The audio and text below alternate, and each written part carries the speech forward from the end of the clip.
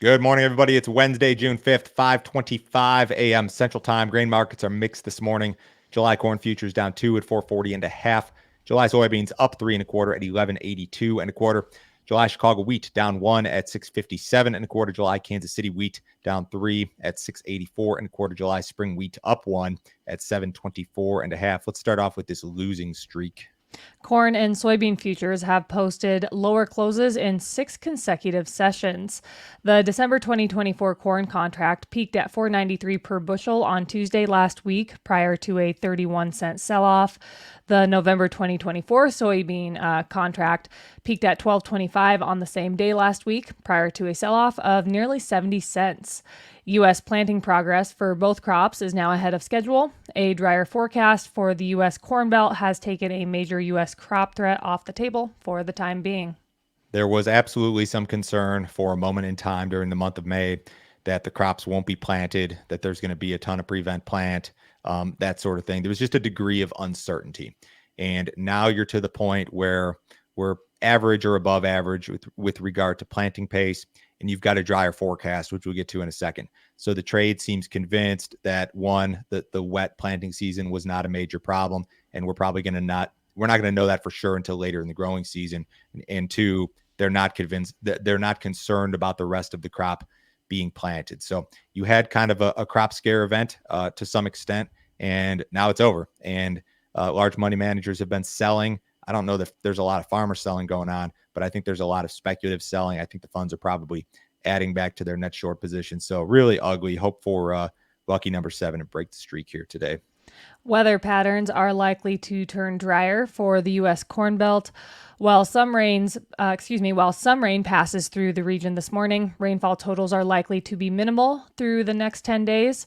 Cooler than normal temperatures are likely to accompany the drier conditions through the first half of June. Based on USDA's most recent acreage estimates, U.S. farmers still had 7 million acres of corn and 19 million acres of soybeans left to plant as of Sunday. You've got a dry forecast. We did have some rains recently, last 72 hours. A lot of southern Minnesota got wet. Pockets of Iowa, southern Wisconsin, Kansas, Nebraska, places like that saw some rain. We do have some rain on the radar this morning. I don't think this is going to amount to much, but it's probably enough to keep people out of the field in some areas. But yeah, the forecast is dry.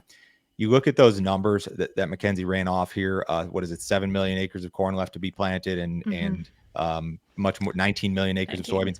Those sound like scary numbers, but it's totally normal for this time of year. And the fact that the forecast is drier, I think leads people to believe that, yeah, this stuff's all going to get planted, vast majority of it. Prevent plant's not a great option. If you can plant the crops, you will. I just wonder what this means from an agronomic standpoint. Not only do we have a dry forecast, but we have a very cool forecast for the next 10 days. So you planted in wet conditions, less than ideal conditions in a lot of situations. And now you've got this drier forecast, which I think people take following the moisture recharge. But what do the cooler temperatures mean? There's going to be a string of days where things are 10 to 15, 20 degrees below normal in the central part of the Corn Belt over the next 10 days. And I'm not sure exactly what that means. If you guys have thoughts on that, drop them in the YouTube comments here. Oh, here's your 6 to 10, which is, again, out that far, is not necessarily reliable, but still looking cooler than normal and drier than normal as well. So if you guys have not checked out our premium content, you sure need to do so. Joe, can you tell me about yesterday's video? Pete Meyer was on yesterday, and I titled the video Pete's Corn Yield Prediction. It wasn't really a prediction. It was more like we discussed corn yield possibilities based on the crop ratings and other things. And Pete said, you know what, based on what I know today, this is what I think about the corn yield. I know that everybody's got a corn yield prediction. Everybody on social media, every broker, every analyst. Pete's prediction or thoughts carry more weight than just about anybody else. Pete, in his former career, was an analyst, and he worked with the people that we call the funds. So he knows how large money managers think and is trained in that school of thought. So I think that when Pete talks about this stuff, it's worth listening to, whereas most other people, myself included, when we talk about yield predictions, you should just not listen to that at all. But in any case, you guys should probably watch this video. Pete is also doing pre-open weather updates for us on Sunday nights. These go out at 6 p.m. Central Time. Pete's going to talk about the weather, what it means for the markets, that sort of thing. Mackenzie, did I ever tell you the story on why I started doing this content business? You sure didn't. Okay, so I'm gonna tell the story today because it's a slow news day. So I started off right out of college. I started doing brokerage business, like I was a commodity broker, like everybody else, and I did that for a long time. And it was around 2020, I think, that I decided to pivot my business into this content business. I said, I'm just going to sell a subscription and that's all I'm going to do. The reason I decided to do that was this.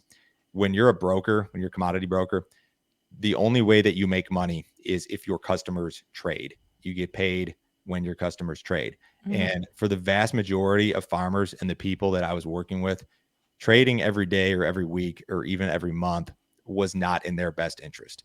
So there's a big, in my opinion, from where I sat, I thought there was a big conflict of interest in that job. I still do a little bit of brokerage business for the handful of customers that I've worked with for a really long time that need it and need somebody to do it for them. But I haven't solicited brokerage business in years. So what I've pivoted to is this subscription service where basically we sell grain marketing recommendations, cash grain recommendations. We sell analysis. We sell our premium videos. We sell our newsletter. But every single customer is paying the same $50 per month, and I don't have to tell anybody to trade. I don't have to do anything. I could sit for 6 months and not advise any sort of grain sale and be totally comfortable with that. And in some instances, that's exactly what people should do: is just sit on their hands and do nothing, and maybe not be trading every day or every week. So that's the story behind the content business, guys. That's why we do what we do here. I didn't like the way that brokerage was set up. I didn't like the business. I still don't, too, for a lot of different reasons. So this business is a lot better. There is no conflict of interest here. This is a straight $50 per month. It's as honest and transparent as I can possibly be, and still be involved in the commodity business. So check out the subscription, guys. I think you'll really like it. Like I've said before, when I say we don't try to sell you anything else, we really don't. We want to just sell you a $50 per month subscription. That's it. If you want to sign up and be on the email list, you'll never hear from us again other than just getting the emails every day. Guys, it's $50 a month. Cancel at any time. No other fee, no other obligation. We won't try to sell you anything else. I don't want your brokerage business. We don't want to do consulting for you. We don't want to market your grain. We just want to sell you a $50 per month subscription. That's it. Okay, next story. Historical flooding in Brazil has resulted in substantial soybean losses. According to crop agency Amater, soybean losses in the Brazilian state of Rio Grande do Sul are estimated at 2.7 million metric tons. Private estimates show losses between 2.8 and 3 million metric tons. When the floods occurred at the beginning of May, about a quarter of the fields in Rio Grande do Sul still needed to be harvested. In addition to field flooding, grain silos also flooded. Some areas in the Brazilian state received over 24 inches of rain in May, a record high and almost 4 times the average for the month. So if it's 2 million, that's 1.3% of a 150 million metric ton crop. So does that move the needle necessarily? I don't think so. I mean, it was a big deal. They had major problems as a result of this.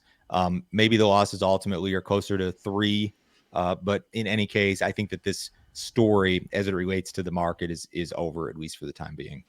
U.S. crude prices have erased most of their gains for the year. On Sunday, OPEC Plus announced it would begin increasing production at the end of October. As a result, WTI crude has fallen 3.6% this week to a near 4-month low at $73.25 per barrel. The increase in production has caused added concern amongst traders who were already worried about high interest rates slowing global economic activity. The downside to the oil market, however, should be limited as long as the U.S. summer driving season is strong. This chart doesn't look great. We're approaching some support here, at least the way that I look at the chart, near $70. For the vast majority of the general public, we like lower crude prices. We like lower gas prices. But for you guys who would like to see higher corn and soybean prices, this is probably a negative, if anything. It could be a non-issue. You could see crude at 70 and still see row crops rally on a crop scare event. But and this also cheapens, your fuel costs, which for a lot of you guys is a small line item. Looking at the Bloomberg index, it failed. It looked like maybe we had a breakout on this version of the chart at least, but it's failed. It's reverted back into that sideways channel. So not a lot of love for commodity markets. Just kind of a non-eventish type situation here. Keith Gill, also known as Roaring Kitty, is being scrutinized following recent action in GameStop shares. On Monday, GameStop stock surged 21% after Gill posted a screenshot to social media showing that he owns 5 million shares valued at almost $116 million. When Gill returned to social media last month, his posts fueled short-lived rallies in shares of GameStop, AMC, and several other stocks. Because of his ability to inflate a stock for personal gain, E-Trade is considering banning him from using its platform. The SEC is investigating trading in GameStop call options around the time of Gill's social media posts. However, it's unclear if the agency is specifically reviewing Gill. If you guys didn't watch the movie, you should. It's called Dumb Money, right? I think so, yes. It's Dumb been a Money. little, yeah. I think it's on Netflix. Mackenzie and I were commenting about the running scene in the movie, that he could run a 4-minute mile, and I looked it up. He ran a 4:03 in high school, which is extremely impressive. And Mackenzie's a runner, and I used to be, so that's impressive to us. First off, so this scrutiny is, I think, unwarranted. Fund managers and analysts and bankers, they go on TV each and every day and they pump stocks and they spew bullshit to try to improve their position. And here's a situation where you've got the little guy, and he didn't even really, did he pump the stock? Did he tell people to buy it? No. Was he advising anybody to buy it? No. He just kind of posted like what he was doing. And he told everybody back in 2020 or 2021, he said, there's this huge short float out there. He talked about it on Reddit or wherever, and it rallied. And then of course he ends up in court, right? Whereas if you're a big Wall Street guy, that's probably not going to happen to you. So part of me says that this is a case of like the government trying to go after the little guy when they've probably got much bigger fish to fry. The one concern that I've heard is that the amount of money that he posted in that screenshot, which is an E-Trade screenshot, is way more than he could have accumulated during the last go around, and that maybe there's some outside money involved in his position. And if that's the case, it's a whole different story. And yeah, he could get in some trouble for that. But for the moment, I don't see what the problem is. I mean, it just seems like a situation where, yeah, the big money manager, the big bankers, the market makers got screwed in this deal, and good for them. They deserve it every now and then. And the little guy actually won for once, and now it's nothing but scrutiny and SEC and all that nonsense. So I don't know. It's the government kicking the little guy, I think, but we haven't heard the whole story, so we don't know for sure. What did cattle do yesterday? They were mostly lower. Feeders were 32 cents lower to 17 cents higher. Live cattle were 42 cents lower to 22 cents higher. Box beef prices continue to surge. Choice ended the day yesterday at $316.88. That was up $1.28, and Select ended the day at $304.47. That was up 77 cents. Outside markets on Wednesday, U.S. dollars up a little bit. Stocks are marginally higher. Bonds are about flat. Crude oil is up 7 cents in the July WTI at 73.32. Have a great day, guys. We'll talk to you on Thursday.